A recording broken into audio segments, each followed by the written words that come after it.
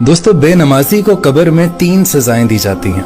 पहली सजा, उसकी कब्र को तंग कर दिया जाता है और इतना तंग कर दिया जाता है कि उसकी दाईं पसली बाईं में और बाईं पसली दाईं में धंस जाती है। दूसरी सजा जो उसको दी जाती है कि उसकी कब्र में आग को भड़का दिया जाता है और वो दिन रात उसके अंगारों में जलता रहता है। और दोस्तों, तीसरी सजा सबसे ज्यादा खौफनाक है।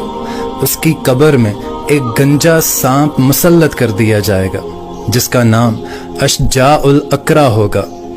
उसकी आंखों में आग होगी और उसके नाखून लोहे के होंगे और उसके एक नाखून की लंबाई इतनी होगी कि अगर कोई एक शख्स पूरा दिन उस पर चलता रहे तब भी खत्म नहीं होगी। और उसकी आवाज इतनी खौफनाक होगी जैसे बिजली कड़कने की आवाज आती है और वो कड़कती हुई आवाज में उस शख्स से कहेगा कि मुझे तेरी कब्र में अल्लाह ने भेजा है।